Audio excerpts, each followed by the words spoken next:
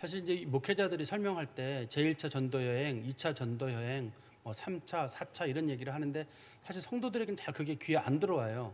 어디를 얘기하는 건지를 지도를 보면 들어오는데 또 지도를 보고 나면 또 우리가 또 금방 잊어버려요.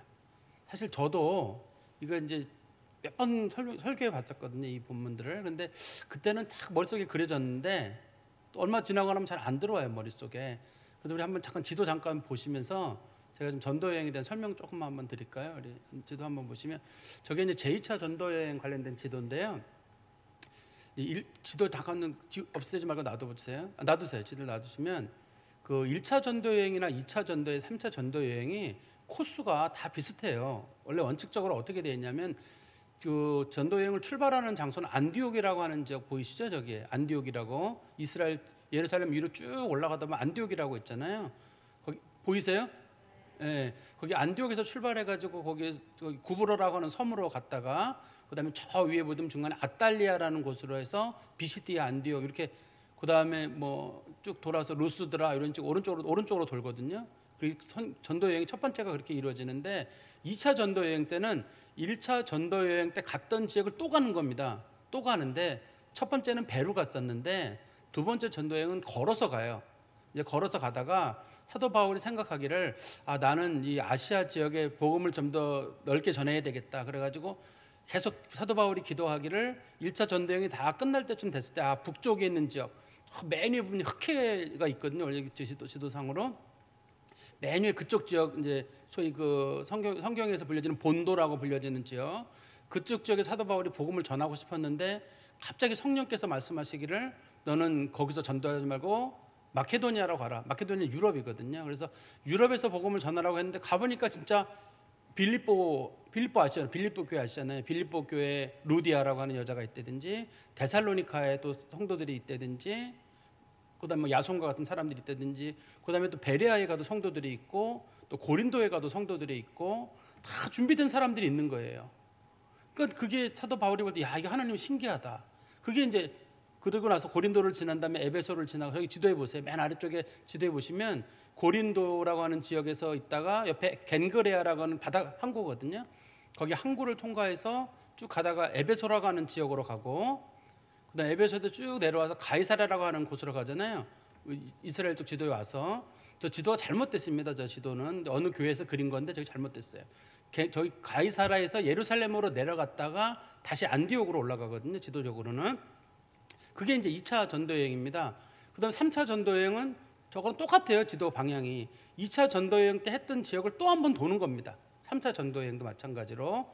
그래서 사도 바울이 주로 전도를 할 때 복음을 2번, 3번 전했던 곳은 어디냐면 거기 자기가 살던 다소라고 하는 지역부터 시작해가지고 위쪽으로 저기 갈라디아라고 하는 지역이랑 그다음에 그 위에 지역들 보이시죠? 지도들 나타난 위에 나타난 지도들까지 그 사도 바울이 가는 길 쭉 보이잖아요. 위로요. 저기 유럽 건너가는 데까지 있는 그 지역이 사도 바울이 3번에 걸쳐서 연속으로 복음을 전하는 곳이고 나머지 지역들은 2번씩 이제 사도 바울이 복음을 전하는 곳입니다. 그까지만 제가 좀 말씀드리고 설명을 드리겠습니다. 예, 지도 없어도 될 것 같아요. 사도 바울이 이제 고린도라고 하는 지역에 있을 때였는데 그때 처음에는 사도 바울이 고린도에 있을 때 이제 누가라고만 같이 있었거든요. 누가가 직업이 의사예요. 의사지만 당시에는 이제 의사라는 직업이 오늘날의 의사랑은 좀 다르게 주로 이제 좀 노예 계층의 사람들이 의사를 했었기 때문에 그 의사가 복음을 전한다거나 뭐 그런 일을 하기는 좀 어려웠습니다. 일반적으로는 당시에는 그래도 철학자라든지 뭐 이런 말씀 전하는 사람들이 힘이 있었기 때문에 누가는 복음 전하는 일에 큰 도움을 주지를 못해요. 사도 바울 복음 전하는 일에 도움 주지를 못하고 있었고 사도 바울이 그래서 이 아테네에 있을 때라든지 처음에 고린도에 있을 때도 복음 사역을 크게 잘하지 못합니다. 초창기에는. 그런데 이제 아시아에 있던 아시아라고 하는 지역은 빌립보라든지 유럽에 있는 마케도니아에 있는 지역 빌립보라든지 데살로니카라든지 베레아에서 사도 바울이 전도했던 지역을 마무리하던 사람들이 있었거든요. 사도 바울이 복음을 전하고 중간에 피해서 도망을 왔습니다. 아테네로. 본인이 도망간 게 아니라 사람들이 사도 바울의 생명이 위협하다고 생각해서 사도 바울을 아테네로 보낸 사람들이 있었어요. 사도 바울은 떠났지만 그 실라랑 디모데는 남아서 빌립보 지역이나 데살로니카 지역, 베레아 지역에서 복음을 전하고 있었습니다. 그래서 복음을 전하고 있었는데 그 사람들이 고린도로 왔어요. 사도 바울이 있는 지역 연락이 돼가지고 고린도로 오니까 사도 바울이 그때부터 힘이 났어요. 왜냐하면 그 사람들이 그냥 온 게 아니라 그 마케도니아 지역에 있는 새로 생긴 교회들의 성도들이 신앙생활을 매우 잘한다. 박해가 많은데도 불구하고 성도들이 박해를 잘 견디고 있다. 그다음에 이제 빌립보 교회 같은 경우는 사도 바울이 선교할 수 있는 선교 비용을 댔습니다. 그 교회들은 생긴 지가 불과 몇 달밖에 안 된 교회들이에요. 그렇지만 우리나라도 마찬가지죠. 우리나라도 처음에 교회가 세워지고 나서 한 일이 뭐였냐면 제주도로 선교사를 보낸 일입니다. 옛날엔 제주도가 우리나라랑 약간 분리돼 있었거든요. 초창기에는. 그래서 우리나라도 교회가 처음 세워지면서 곧바로 제주도로 선교사를 보내가지고 이기풍 목사님이라든지 그런 분들이 선교사로 가게 됐습니다. 그다음에 산동성으로 선교사를 보낸 일이 있어요. 우리나라에서. 우리나라가 아무튼 선교 역사가 좀 있는 나라예요. 정말 어렵고 힘들어도 사람들이 당시에 일제 치하 전이잖아요. 그 조선 말기에 정말 힘들었는데 그래도 그 사람들이 선교를 했습니다. 어떻든 간에 사도 바울이 이제 그 고린도라고 하는 지역에서 그 두 사람들이 내려오는 바람에 실라와 디모데가 내려오면서 사도 바울이 힘을 얻어가지고 열심히 복음을 전했는데 그동안은 열심히 안 전했어요. 근데 열심히 전하면서 뭘 전했냐면 예수가 그리스도라고 복음을 전하기 시작하니까 이제 그 지역에 있던 회당에 있던 유대인들이 좀 기분이 나빠가지고 사도 바울과 그다음에 실라와 디모데랑 이런 사람들을 고소를 하게 됩니다. 사도 바울이 제가 지난 시간에 말씀드린 내용입니다. 이게 그래서 사도 바울이 고발을 당해가지고 당시에 고린도에 있던 총독 갈리오라고 하는 사람 앞에 끌려가게 됩니다.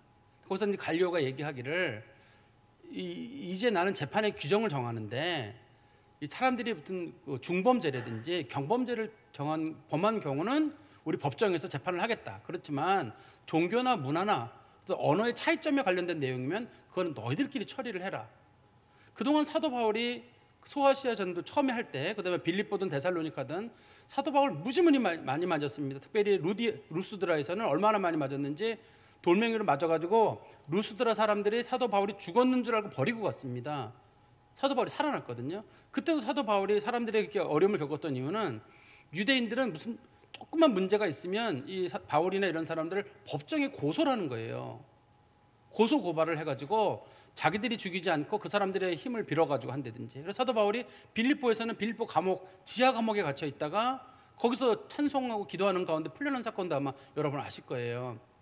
사도 바울이 그런 일들을 많이 겪었었거든요. 근데 이제 고린도에 와가지고도 역시 또 마찬가지 상황이 됐는데 당시 총독이었던 갈리오라고 하는 사람이 뭐라 그랬냐면 경범죄랑 중범죄를 범죄에 관련된 것들은 내가 처리하지만 종교에 관련된 거나 문화에 관련된 거는 너희끼리 처리하고 괜히 그거를 법정을 끌어들인다든지 하지 마라.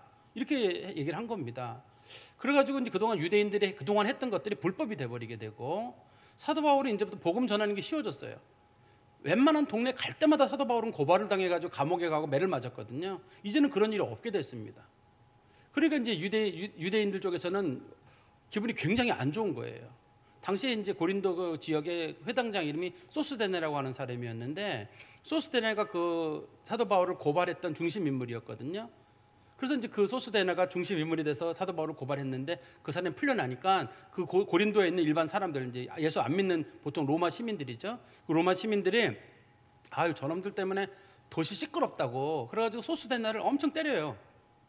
그렇지만 갈리오가 막질 않습니다. 왜 막질 않냐면 종교와 문화에 관련된 건 개입하지 않겠다고 했기 때문에 더 이상 그런 거 개입하지 않겠다고 했기 때문에 종교적인 문제로 생긴 문제잖아요. 알아서 처리하고 했기 때문에 민중들이 당시에 그 지역에 살고 있던 사람들이 엄청 때립니다. 사도 바울은 그것 때문에 복음 전하는 일이 굉장히 편해졌어요. 우리 성경 한번 보실까요? 위에 한번 보시면 사도행전 18장 9절 10절 한번 보세요. 하나님께서 사도 바울에게 주셨던 말씀인데요. 밤에 주께서 환상 가운데 바울에게 말씀하시되 두려워하지 말며 침묵하지 말고 말하라.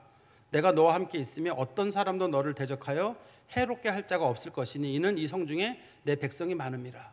하나님이 분명히 약속하셨잖아요. 누구도 너를 해하지 못할 것이다. 왜냐하면 이 성에는 내가 구원할 백성들이 참 많기 때문이다. 그 사람들 다 구원할 때까지는 누구도 너를 해하지 못할 것이다 하는 그런 말을 사도 바울이 듣게 됐습니다. 그리고 우리 오늘 다시 본문의 말씀에 가보시면 그 본문의 말씀에 이렇게 되잖아요. 바울은 더 여러 날 머물다가 더 여러 날 머물렀다는 말은 이런 뜻이잖아요. 한편으로는 갈리오한테 재판을 받고 난 다음에 그다음에 소스데네 때문에 당시 좀 혼란이 좀 있었지만 그 혼란이 좀 잦아든 다음에 그때를 설명하는 겁니다. 18절 다시 보시면 바울은 더 여러 날 머물다가 이 더 여러 날이 며칠인지를 모르겠어요. 여러 날이라니 말이 어디 있어야 되는데 여러 날이라는 말은 없고 더 여러 날이라는 말만 있잖아요. 더 여러 날이라는 말이 있는데 이 더 여러 날이 언젠지는 모르지만 상당한 기간인 것 같고 우리 그 위에 말씀에 보시면 사도 바울이 11절에 고린도에 머무르는 기간이 거기 나오거든요. 1년 6개월 동안 머물렀다라고 돼 있어요. 이게 그래서 여기 1년 6개월이라는 말 속에 이게 포함이 되어 있는 거거든요. 더 여러 날이란 말이. 그러니까 사도 바울이 이 일이 있고 나서 상당히 오랫동안 그 고린도에 머물면서 적어도 그 기간으로 봤을 때 사도 바울이 머물렀던 시간이 뭐 1년 가까운 기간이 될 것 같아요. 그 기간 동안에 사도 바울이 거기서 머물면서 복음을 전하게 됐습니다. 근데 복음을 전할 때 사도 바울이 여유 있게 복음을 전한 이유는 일단은 박해가 없어요. 고린도에서는 하나님도 말씀하셨지만 이미 갈리오 재판으로 인해 가지고 사도 바울은 더 이상 재판을 안 받게 됐거든요. 세상 법정에 안 나가게 됐습니다. 그리고 하나님께서 말씀하시기를 고린도에는 내가 구원할 백성이 많다고 했잖아요. 사도 바울이 즐거운 마음으로 이제 그들의 복음을 전했습니다. 그런데 사도 바울이 1년 6개월쯤 지났을 때 바울은 다시 18절에 보시면 더 여러 날 머물다가 형제들과 작별하고 이 고린도에 와서 교인들을 만들었는데 교인들이 된 지 얼마 안 돼요. 그렇지만 초대교회 성도들은 모두 다 형제 자매라고 불렀습니다. 성경에서 형제들 혹은 자매들이란 말은 다들 그리스도인들을 부르는 말인데요. 세상의 형제들보다 자매들보다 더 가까워서 그래요. 예수님께서 우리 지난번에 새벽 기도에도 살펴봤었는데 예수님 당시 예수님 그런 말씀하셨잖아요. 너희 가족들이 나중에 너희들을 박해할 것이고 너희들을 쫓아낼 것이고 너희들을 죽는 데까지 내보낼 것이다. 내 가족이 내 원수이리라. 사실 이제 성도들에게는 제일 힘든 게 자기 가족들이었거든요. 가족들이 힘들게 했습니다 당시에. 근데 같은 그리스도인들은 정말 목숨을 걸고 지켜줬어요. 요즘 우리는 이해하기 어려워요. 우리는 어떤 문제에 부딪히면 대부분 내 가족이 일차적인 책임을 다 지잖아요. 그렇지만 초대교회는 성도들이 서로 책임을 졌습니다. 가족들로부터 버림을 받아도 그 성도들이 책임을 졌기 때문에 성도들 간에는 서로 형제라고 부르고 서로 자매라고 부르고 정말 자기 친형제들 가족보다도 더 열심히. 물론 친형제들 중에도 믿는 가족들은 특별히 더 잘했습니다. 우리 로마서 끝에 보면 사도 바울에게 그동안 도움을 줬던 사람들의 명단이 쭉 나오거든요. 로마서 16장에 가면요. 거기도 보면 사도 바울의 친인척들이 많이 나와요. 자기 친척들이 사도 바울이 어려울 때마다 많이 도와줬거든요. 그러니까 육체적인 친인척도 중요해요. 그렇지만 이 그리스도인들을 형제로 대하는 마음, 그냥 같은 교회 교인이라고만 보지 마시고 저 사람들과 내가 함께 운명 공동체고 그다음에 저 사람들과 내가 하나님 나라에 같이 갈 거잖아요. 그래서 서로 얼굴 붉히면 안 돼요. 정말 우리 마음을 좀 이렇게 한번 고쳐먹을 필요가 있어요. 지금 우리는 교회가 마치 이익 집단이나 무슨 동호회만도 못해요. 동호회 사람들도 서로 저렇게 되는데 교회는 예배만 드리러 와서 우리가 하나님 앞에 남처럼 있는 게 아니라 우리는 그리스도를 맏아들로 하고 하나님을 아버지로 섬기는 형제 공동체거든요. 우리가 옆에 있는 사람들을 형제 자매로 대화하지 않는다 그러면 하나님의 맏아들 되시는 예수 그리스도를 인정하지 않는 거와 마찬가지일 수 있어요. 그리스도를 우리가 주라고 부르고 우리가 그리스도로 덧입어서 하나님 앞에 아들이라 딸이라 불림을 받는데 그리스도의 은혜로 형제 자매로 불리는 사람들이 서로에 대해서 예의를 갖추지 못하고 그러면 우리는 좀 문제가 많은 거예요. 제가 새벽 예배 때도 그런 말씀 드렸죠. 지금 문제가 생기고 있는 거는 무슬림들이 굉장히 책임을 지고 돌보거든요. 가톨릭 교도들도 그런 게 많아요. 그런데 우리 유독 개신교도들은 굉장히 개인적이에요. 이 개신교라는 말이 고칠 개자잖아요. 근데 개인주의 할 때 개자로 알고 있나 봐요. 개인주의 할 때 개자로 알아서 그런지 전부 다 그냥 이렇게 마치 모래알처럼 다 흩어져 있어요. 여기 연세 드신 분들은 부모고 나이 든 사람들은 자녀입니다. 부모처럼 섬기고 윗분들은 자녀들을 자녀처럼 섬겨야 됩니다. 이 형제들은 이 교회 관계에서는 그러니까 윗사람들이 나 대접을 해라. 뭐 당연히 해드려야죠. 그렇지만 윗사람들도 책임이 있습니다. 내 자식 이상으로 밑에 사람들을 내 자식 이상으로 내가 너희들을 목숨 걸고 지킨다.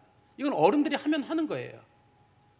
어른들이 하면 하는 거지 젊은 사람들이 요즘 젊은 사람들이 안 해. 전 그런 건 아닌 것 같아요. 뭐 신학교 다닐 때인데 뭐 그런 일이 있어요. 제가 어떤 후배한테 야, 저 어디 가서 햄버거 하나만 사와라.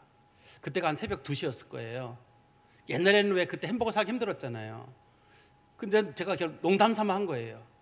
근데 그 후배가 멀리 가서 햄버거를 사왔어요. 한 2시간 걸어가가지고 새벽 4시면 햄버거를 들고 왔어요. 얼마나 고마운지 몰라요, 제 마음에. 그러니까 다른 친구 옆에 있다가 야, 내 것도 하나 사와라 부탁을 한 거예요. 근데 그 친구가 그런 말 하더라고요. 명석이 형은 나 어려울 때 돈도 대주고 나 밥 사줬지만 형 나 사준 적 없잖아, 한 번도. 내가 형 걸 왜 사줘요? 우리가 윗사람이 누군가가 뭔가를 베풀면 그 후배들이 그 형이나 누나나 이렇게 고마우니까 나 저 형한테는 진짜 내가 저 형이 부탁하는 건 내가 들어줘야 되겠다. 그런 마음이 있으니까 2시간을 갖다 걸어온 거란 말이죠.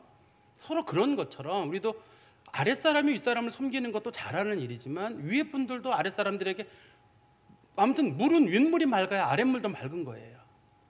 어른들이 젊은 사람들에게 최대한 우리 자식들이다, 우리 자녀들이다 이런 마음으로 대해주시고 또 그 자녀들은 젊은 성도들은 어른들을 또 최대한 섬기고 그래야지 이게 교회지. 그냥 뭐 그리스도인의 공동체의 모임, 뭐 예수 그리스도를 머리로 하는 성도들의 모임. 또 우리 아까 성찬식이 할 때 우리가 그 성찬식에 그 빵 있잖아요. 이거 성찬식 우리가 보통 경우 성찬식 할 때 보면은 우리나라는 성찬식 주고 말지만 다른 나라 성찬식 할 때 보면은 이거는 그리스도의 몸이다라고 하고 주잖아요. 라틴어로 코르푸스 크리스티라고 하거든요. 이거는 그리스도의 몸입니다. 그리스도께서 당신의 몸을 찢으셨습니다라고 나눠준단 말이에요. 그게 성찬. 저도 옛날에 개혁교회 다닐 때, 리포먼드 처치를 다닐 때 그 교회도 마찬가지 목사님께서 이거는 그리스도의 몸입니다라고 하고 또 바뀌어서 했어요. 근데 그 교인이 많지 않았어요. 한 150명 정도 되니까. 그런데 우리는 인원이 많다 보니까 일일이 장로님들께서 이것은 그리스도의 몸입니다 하면 시간이 너무 많이 걸려요. 그러니까 우리는 지금 못합니다만 우리는 그리스도의 몸을 나누고 있잖아요. 우리가 그리스도의 몸을 먹고 그리스도의 몸을 나눈다 그러면 같은 형제 자매들인데, 아무튼 초대교회는 사도 바울 어렵다 싶으면 사도 바울 책임지는 거예요. 많은 성도들이 재정적으로 책임지고 목숨 위험하다 싶으면 자기 목숨 바치고. 그러니까 사도 바울이 정말 자기에게 목숨 바친 성도들에게 정말 고마운 마음을 표하고, 저는 그게 교회 같은데 이 고린도 교회 사도 바울이 복음을 전했는데 형제라는 소위 성도들의 모임이 결정이 되게 되고, 성경에서는 그들의 이름이 뭔지도 없잖아요. 그냥 형제들이다라고 말하는데 그 형제들이 18절 다시 가보십시오. 형제들과 작별을 하고 배를 타고 수리아로 떠나갈새 브리스길라와 아굴라도 함께 하더라. 원래 사도 바울이 고린도 와서 처음 만난 사람이 브리스길라와 아굴라거든요. 잘 아시는 대로 브리스길라와 아굴라가 이제 천막을 만드는 일을 한 사람들이죠. 근데 바울이 일찍이 서원이 있었으므로 겐그레아에서 머리를 깎았더라. 사도 바울이 머리를 자르는 사건 때문에 많은 주석 체계는 뭐라고 되어 있냐면, 주석 체계는 사도 바울이 나시린의 정결례를 위해서 향후 나시린으로서 어떤 그런 정결한 마음의 결심을 위해서 사도 바울이 머리를 잘랐다라고 되어 있는데, 성경 말씀을 잘 보시면 그렇게 안 되어 있습니다. 이 말의 뜻이 일찍이 서원이 있었으므로, 자기가 옛날에 약속했던 것이 있었어요. 그 약속한 게 끝났다는 뜻입니다. 그 기간이 다 찼기 때문에 하나님께 감사하는 마음으로 머리를 자른 거예요. 원래 민수기 6장 18절에 보면 나시린에 관련된 규정이 나오거든요. 민수기 6장 18절에 보면 나시린들은 하나님 앞에 맹세할 때 자기 머리를 자르라고 돼 있거든요. 머리카락을 자르라고 돼 있는데, 여기는 지금 무슨 일을 결심해서 자른 게 아니라 자기가 하나님 앞에 받았던 그 은혜 때문에, 무슨 은혜인지는 모릅니다만 이 본문의 내용만 놓고 봐가지고는 사도 바울이 아까 제가 읽어드렸던 건데요. 바울이 고린도에서 복음을 전하는데 환상 중에 하나님이 나타나셔가지고 9절 10절에 두려워하지 말며 침묵하지 말고 말하라. 내가 너와 함께 있음에 어떤 사람도 너를 대적하여 해롭게 할 자가 없을 것이니 이는 이 성중에 내 백성이 많음이라. 이 약속을 하나님이 지키신 거예요. 그러니까 사도 바울이 하나님 지난 1년 6개월 동안에 하나님의 은혜로 정말 제가 박해도 받지 않았고 어려움도 없었고, 이 고린도에 하나님이 구원하시기란 백성들을 다 구원하는 일에 제가 쓰임받은 걸 감사합니다라는 마음으로 사도 바울이 그때 하나님의 음성을 들었을 때 하나님의 약속이 지켜지면 제가 이 약속 고린도를 떠날 때에는 하나님 저도 머리를 자르겠습니다, 머리카락을 자르겠습니다, 그런 약속을 했던 것 같아요. 그래서 여기서는 머리를 잘랐다는 말이 향후 뭐 자신이 무슨 나시린의 어떤 맹세를 머리를 잘랐다기보다는 하나님이 자기한테 베풀어진 은혜가 너무 감사하니까 하나님의 약속을 지켰는데 내가 뭐 몸에 어떤 흔적을 가질 수는 없으니까 아마 그동안은 이발소도 못 갔는지 머리를 짧게 잘랐거든요. 짧게 자르면서 하나님 주신 은혜 감사합니다라고 하고 사도 바울이 이 소원 옛날에 서원했던 그 약속을 지키기 위해서 머리를 자르고 겐그레아에서 배를 타고 떠나게 됩니다. 그리고 19절에 에베소에 와서 우리 지도 잠깐 보시겠어요? 지도에 잠깐 보시면 사도 바울이 이제 고린도에서 겐그레아로 갔다가 겐그레아에서 에베소로 가죠. 성경에서는 이제 에베소라고 하는 지역이 사도 바울의 사역의 중심지입니다. 그러니까 우리가 보통 요한계시록뿐만 아니라 향후 소아시아의 교회들 많잖아요. 우리가 소아시아에 알려져 있는 요한계시록이라는 7교회 있잖아요. 그게 다 소아시아 교회들인데 그게 에베소 주변에 있습니다. 중심 교회가 에베소 교회예요. 중심 교회가. 그 왜 그러냐면 사도 바울이 거기서 사역을 했고 나중에 사도 요한이 저기서 자기가 중심적인 사역의 마무리를 짓게 돼요. 사도 바울 떠난 다음에 우리 잘 아는 대로 사도 요한은 그 예수님 따를 때 아이가 어렸거든요. 그리고 사도 요한이 일반적으로 한 100세경에 죽였다고 알려져 있거든요. 유일하게 순교당하지 않은 사람이라 그 사람이 긴 세월 사역을 하면서 요한계시록이나 그런 책들을 기록하게 되는데 물론 반모섬에서 기록을 했지만 자신이 그래서 사역을 했던 대부분의 지역은 에베소입니다. 뭐 지도가 있었으면 좋은데 치워버리셨네. 네, 그래서 저기가 이제 에베소가 우리는 그동안 고린도만 했지만 사실은 이제 향후 그 선교 사역의 중심 지역은 에베소라고 하는 걸 제가 설명드리려고 그래요. 근데 이 본문에서는 사도 바울이 에베소에 별로 머물지 않게 되는데요. 우리 한번 19절에 말씀해 보세요. 에베소에 와서 그들을 거기 머물게 하고, 이 그들이 누구냐면 브리스길라와 아굴라입니다. 브리스길라와 아굴라는 거기서 남겨두는 거예요. 당신들은 여기 있어라고 남겨두고 자기는 회당에 들어가서 유대인들과 변론하니. 그러니까 브리스길라와 아굴라에게 복음 사역을 같이 하자라고 했으면 그들로 같이 했을 거거든요. 근데 브리스길라가 이 동네 왜 왔느냐? 브리스길라가 이 동네 왜 왔는지는 모르죠. 성경적인 내용만 놓고 보면 두 가지 중에 한 가지겠죠. 하나는 사도 바울을 도와주러 왔든지 아니면 자신들의 업을 위해서 왔든지인데 이 본문의 내용만 놓고 보면 사도 바울과 말씀 전하는 일 때문에 온 게 아니라 자신들의 그 브랜치를 늘리려고 온 겁니다. 그 프랜차이즈를 늘리려고. 일반적인 주석책에도 그렇게 돼 있어요. 그러니까 브리스길라 아울라가 원래 로마에서 사역을 하고 있었거든요. 그 천막 만드는 일을. 우린 자꾸 천막 만드는 일 그러면 조그만 구멍가게 생각하시지 마세요. 이 사람들. 브리스길라 아굴라 구멍가게 하는 그런 사람 아닙니다. 그 초대교회 기록에 보면 이 사람들 크게 우리로 말하면 큰 뭐 이게 천막 관련되거나 뭐 그런 거 일하는 천 가게 크게 하는 사람이에요. 그래서 그 사람들이 로마에 있던 걸 놔두고 고린도에 왔다가 잠깐 피해서 왔다가 다시 에베소에다 또 상점을 열게 되고 그 이익금으로 선교하는 일을 돕게 됩니다. 이 사람들은 선교하는 일을 돕게 되고 나중에 이 브리스길라 아굴라가 로마로 나중에 다시 가요. 자신들이 그 사업하던 곳으로. 그래서 브리스길라 아굴라는 사업 때문에 에베소에 남게 되고 사도 바울은 에베소에 잠깐 머물게 되고 떠나게 됩니다. 그 지역을. 사도 바울이 이제 거기서 유대인들과 변론을 하게 되는데 성경에 보면 강론이라는 말이 있고 변론이라는 말이 있어요. 이 성경의 용어 중에 아테네에서는 변론을 했습니다. 나머지 동네에서는 강론을 했어요.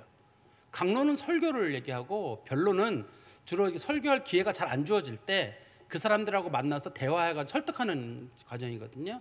그러면 이 지역에서 지금 변론을 했다는 말에 놓고 본다 그러면 에베소 지역에서는 말씀 전하는 일이 쉽지는 않았다는 뜻일 거예요. 초창기에 말씀 전하는 쉽지 않았고 그래서 그냥 회당에 들어가서 설교할 기회는 주어지지 않고 설교할 기회가 주어지지 않았습니다. 그래서 이 변론이란 말을 영어 성경책에 찾아보시면 리즌 있잖아요. 우리가 논쟁하다 할 때 리즌이란 말이 있거든요. 논쟁을 했다고 이게 지금 사용이 되고 있습니다. 이 용어 자체가. 그래서 이제 에베소에서 말씀을 전한 다음에 20절입니다. 여러 사람이 더 오래 있기를 청하되 허락하지 아니하고. 사도 바울에게 대해서 많은 사람들 옆에 그 에베소에 있는 사람들이 이 동네에 좀 더 있었으면 좋겠습니다. 근데 사도 바울이 싫다는 거예요. 사도 바울이 이 동네를 왜 떠났을까? 저도 궁금해요. 사도 바울이 이 동네를 떠날 일은 아니고 나중에 다시 돌아오거든요. 3차 여행 때 다시 여기로 옵니다. 사도 바울이 다시 오게 되는데 사도 바울이 여기 사람들이 머물러 달라 그러면 머물러야 되는데 보통 선교사는. 근데 사도 바울이 싫다는 거예요. 그래서 왜 사도 바울이 싫다 그랬을까? 성경적 어디에도 이거에 사도 바울이 왜 싫다는 내용이 없고 주석책들에도 사도 바울이 왜 싫다고 했는지에 대한 내용은 없어요.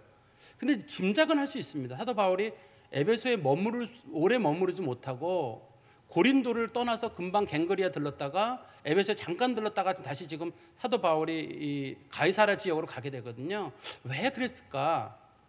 사도 바울에게 제일 중요한 건 말씀 전하는 일이 제일 중요하잖아요. 근데 아마도 짐작을 할 건데 빌립보에서 성도들이 보내준 돈을 사도 바울이 그걸 예루살렘 교회에 전해줘야 되거든요. 예루살렘 성도들이 정말 가난했습니다. 굶어 죽는 사람이 속출하고 있었기 때문에 사도 바울이 복음 전하는 일도 중요했지만 이 자신들이 구제헌금 받은 거를 그대로 가지고 예루살렘 교회에 빨리 전해줘야 되는 일을 가지고 있었기 때문에 어떤 분은 영혼 구원이 중요하지 뭐 음식이 그러냐고 그렇게 말씀하시는 분이 있어요. 꼭 그렇진 않죠. 지금 당장 에베소 교인들은 굶어 죽어가고 있는데 같은 형제잖아요. 같은 형제입니다. 실제로 예루살렘 교인들은 사실 사도 바울에게 호의적이지 않았어요. 우리 사도행전 15장에 보면 그 교인들이 사도 바울에게 적대적이었습니다. 상당수는 물론 교회 지도자들은 사도 바울의 편을 들어줬지만 상당수 사람들은 왜 적대적이었냐면 사도 바울이 이방인들에게 복음을 전하는 거예요. 예루살렘 교인들은 구원은 유대인만 받는 줄 알았는데 할례만 받아야 되는 줄 알았는데 이방인들이 구원받았다고 하니까 유대인들이 너무 기분이 나빴어요. 진짜 대부분의 그리스도인들은 기분이 나빴습니다. 어디서 이방 잡것들하고 우리랑 같이 구원을 받는가. 구원은 거룩한 유대인들의 작업이라 생각했거든요. 그렇지만 사도 바울은 그 자신의 적대적인 사람들에 대해서도 어렵다 그러니까 사도 바울이 어디 가든지 간에 정말 비굴할 정도로 사도 바울이 비굴할 정도로 연보를 걷어가지고 그 연보를 예루살렘 교회에 전해줬기 때문에 여기서는 사도 바울이 그것 때문에 그러지 않았을까 싶습니다. 그리고 우리 다시 21절에 작별하여 이르되 만일 하나님의 뜻이면 너희에게로 돌아오리라 하고 배를 타고 에베소로 떠났다. 지금 사도 바울이 여기서 이런 말을 하잖아요. 내가 머무르고 안 머무르고는 하나님의 뜻이다. 만약에 하나님이 기회를 주시면 내가 다시 돌아오겠다. 사도 바울은 이제 몇 달 뒤에 다시 돌아옵니다. 에베소로 다시 돌아오게 되거든요. 근데 사도 바울의 표현 중에 전 이 표현이 상당히 성경적인 표현 같아요. 보통 분들은 알겠습니다. 약속하겠습니다. 제가 여기 머물겠습니다. 라든지 아니면 내가 분명히 다시 오겠다. 그러면 그 사람이 좀 신뢰가 있는 사람이잖아요. 사도 바울은 하나님의 뜻이면이라는 표현을 써요. 왜냐하면 자기 인생은 아무도 모르거든요. 내 인생은 내가 아무것도 몰라요. 그냥 하나님의 뜻이면 돌아오는 거고 하나님의 뜻이 아니면 못 오는 거지. 자기의 마음은 간절하죠. 에베소로 오고 싶은 건 간절한데 하나님이 막으면 어떻게 와요? 이미 자기가 한번 경험이 있었잖아요. 소아시아로 가고 싶었는데 소아시아 북쪽으로 가고 싶었는데 갑자기 마게도냐 사람이 환상 중에 나타나가지고 건너와서 우리를 도우라라고 하는 그 환상을 보고 사도 바울이 가보니까 고린도 마케도니아 지역에 빌립보, 데살로니가, 베레아, 그다음에 고린도, 아덴 그 지역에 많은 성도들이 있어가지고 자기는 가기 싫었는데 그걸로 하나님이 이끄셨잖아요. 근데 그런 것처럼 여기서도 에베소 사람들은 머물라고 얘기하지만 사도 바울은 자기 마음은 머물고 싶었을 거예요. 그렇지만 그가 생각하기를 하나님의 뜻이면 이라는 그 표현을 그 앞에 집어넣어요. 하나님의 뜻이면 내가 다시 돌아오겠습니다. 이 마음은 어떤 마음이냐면 범사에 하나님의 뜻을 인정하는 거예요. 저는 이런 마음을 가진 분들은 인생의 문제를 풀기가 좀 쉬워질 것 같아요. 자기에게 어떤 큰 어려움이 왔을 때 하나님 왜 저한테 이런 어려움을 주십니까가 아니라 이것도 하나님이 내게 주신 뜻이 있겠지. 그렇게 받는 거예요. 너무 좋은 일 있을 때에도 하나님이 이것도 주신 뜻이 있겠지. 어떤 게 다 막힐 때에도 하나님이 주신 뜻이 있겠지. 범사에 하나님의 뜻을 인정하는 거예요. 나쁜 뜻으로가 아니라 나쁜 뜻으로 인정하는 게 아니라 이런 데는 하나님의 뜻이 있겠지. 하나님의 뜻이 무엇일까? 하나님의 뜻이면 일이 열리고 하나님의 뜻이면 뜻이 아니면 막힐 수도 있는데 하나님의 뜻이 있겠지. 범사에 하나님의 뜻을 인정하는 마음. 근데 이런 사람이 우리 옆에 있으면 꼴 보기 싫어요. 무슨 약속을 해야 되는데 권사님 저랑 같이 몇 월 며칠 어디 갑시다. 그런데 목사님 하나님의 뜻이면 가겠습니다. 가겠다는 겁니까? 말겠다는 겁니까? 약속을 하는 게 아니라 하나님의 뜻이면 내가 가고요. 아니면 말겠다는 겁니다. 그러니까 가겠다는 겁니까? 말겠다는 겁니까? 왜 나한테 물어보십니까? 하나님한테 물어봐야지. 하나님의 뜻이면. 이런 식으로 말하는 사람이 옆에 있으면 참 보기 싫어요. 그렇지만 그래도 그 마음에 하나님의 뜻을 자꾸 인정하는 거. 그래야 가겠습니다. 특별한 일 없으면 하나님이 특별히 막지 않으신 일이 있으면 제가 가도록 하겠습니다. 그리고 어떤 문제들이 생겼을 때도 그래 다 정말 절망적인 상황에도 하나님의 뜻이 있겠지 하나님을 인정하는 그 마음인데 그 마음이 성도들에게 참 복된 마음이 아닐까 싶습니다. 그리고 다시 22절입니다. 우리 지도 잠깐 볼까요? 잠깐 보시면 사도 바울이 저 지도에서 사도 바울이 원래 왔던 그 도시는 어디냐면 안디옥이라고 하는 저기 쭉 들어간 부분 보이잖아요. 저 지도에서 오른쪽으로 쑥 들어간 부분 거기 다소 밑에 안디옥이라고 보이잖아요. 원래 사도 바울이 거기로 가야 돼요. 거기 항구 이름이 실루기아라고 하는 그 항구가 있거든요. 글로 가야 되는데 사도 바울이 글로 가지 않고 지금 가이사랴라고 하는 곳으로 가거든요. 가이사라라고 하는 것이 당시에 그 유대 이스라엘 지역에서의 중요한 항구입니다. 지금 요바나 그 이스라엘 수도인 텔아비브 있는데 그쪽 지역이에요. 그쪽 지역, 거기가 가이사라란 말의 뜻이 시저의 도시란 뜻이에요. 당시에 로마 황제였던 시저가 그 다스리는 지역, 저기는 그 로마 군대 주둔병이 거기 와 있습니다. 예루살렘에 와 있는 게 아니라 진짜 그 로마의 그 주둔 부대는 가이사라에 있어요. 그리고 큰 배들은 전부 다 저쪽으로 와야 돼요. 저쪽 지역으로 오고, 저희가 군사적인 요새고, 왜 저기다가 만들었냐면 저기에서 만들어야지만이 로마로 왔다 갔다 하기가 편하기 때문에 가이사라에 이제 항구를 만들고 거기에다가 이제 요새를 만들어 놨던 겁니다. 당시에 로마 사람들이. 그 사도 바울이 그 자기가 원래 있던 안디옥으로 가지 않고 가이사라로 가게 되거든요. 잠깐 지도는 치우시고요. 22절에 보시면 가이사라에 상륙하여 올라가 교회의 안부를 물은 후에 안디옥으로 내려가. 이 표현 때문에 제가 아까 예루살렘이 지도에 예루살렘이 빠졌습니다라고 말한 게 이것 때문이에요. 한번 보세요. 가이사라에 상륙하여 올라가 교회의 안부를 물은 후에 안디옥으로 내려가. 이걸 어떤 분들은 지도를 그릴 때 여기서 말하는 교회가 어디냐 도대체, 아마 가이사라에 있는 교회인가 보다 싶은데 가이사라에는 특별히 교회가 없습니다 당시에. 근데 성경에서 어느 교회란 말이 없이 그냥 교회, 그러면 다 예루살렘 교회예요. 앞에 어떤 호칭이 칭호가 붙지 않는 교회는 무조건 예루살렘 교회고, 그 다음에 올라갔다라는 용어가 사용되면 다 예루살렘이에요.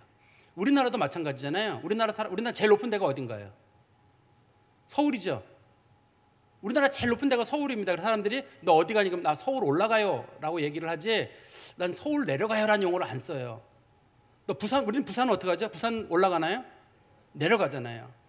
더 높은 산, 저 높은 지역으로 가는 사람, 뭐 영주가 높다, 영주 1000m 지역으로 간다 할 때 저 서울 떠나서 영주 올라갑니다 이렇게 안 쓰고 영주로 내려갑니다라는 용어를 쓰잖아요. 이스라엘 사람도 마찬가지입니다. 이 예루살렘이 높은 지에 위치해 있기도 하지만, 일반적으로 한 500m 정도 높이에 있으니까 높기도 하지만, 예루살렘을 항상 중심으로 보기 때문에 올라가거나 내려간다는 용어를 쓰는 지역은 항상 다 예루살렘이에요. 그런 용어가 사용되거든요. 그러니까 이 교회는 예루살렘 교회인데, 그럼 사도 바울이 예루살렘에 지금 왜 들렀느냐? 아까도 제가 말씀드린 대로 예루살렘에 가서 일단 선교 보고를 해야 되는 면이 들어있고, 거기 베드로라든지 야고보라든지 그런 사도들이 거기 있으니까 선교 보고도 해야 되는 게 들어있고, 두 번째는 구제헌금이에요. 이 구제헌금 성도들에게 꼭 전달해 줘야 되기 때문에 정말 어려운 삶을 살고 있었는데, 사도 바울의 선교에는 말씀 전하는 것만 선교가 아니라 구제가 같이 들어있어요. 구제가 같이 들어있어요. 제가 일전에 한번 말씀드렸나 모르겠네요. 개인적인 얘기긴 한데요. 제가 이제 남아공에서 유학생활 중에 이제 그냥 평상시 예배를 드리는 제가 참석하던 교회가 있었거든요. 그 교회를 참석하고 있었는데 어느 날 이제 마음이 부담이 되는 거예요. 어떤 선배님이 유학을 마치고 들어가시면서 그러더라고요. 우리가 이 나라에 물을 마시고 공기를 마셨는데 그냥 이렇게 먹고 마시는 건 옳지 않다. 우리도 이 나라를 위해서 뭔가를 해야 되지 않느냐라는 얘기를 하시고 가셨어요. 근데 제가 나중에 그 선배님한테 몇 년 뒤에 물어봤더니만 자신은 그런 말을 한 적이 없대요. 그리고 사람들도 하는 말이, 그 사람은 그런 말을 할 사람이 아니래요, 성격상. 근데 저는 들었어요. 그 얘기를 잘못 들었어요. 그래가지고 제가 이제 집사람하고 생각하기를, 우리가 그러면 그 예배를 드리고 나서 어느 지역에 가면 이제 흑인들 중에 그 집이 없는 사람들이 한 200명 정도 모여 있는데, 그럼 우리가 빵을 사고 또 사과도 사고 음료수도 사가지고 그 사람들을 그러면 섬기는 일을 좀 하자. 예배 드린다는 생각은 못했어요 당시에. 주로 이제 사람들이, 흑인들이 집 없는 사람들 2, 3일씩 굶고 누워 있거든요. 이렇게 누워 있는 지역이 있어요. 그래서 또 그 사람들이 에이즈랑 결핵을 앓고 있기 때문에 일반인들이 다가가질 않아요 그 지역에.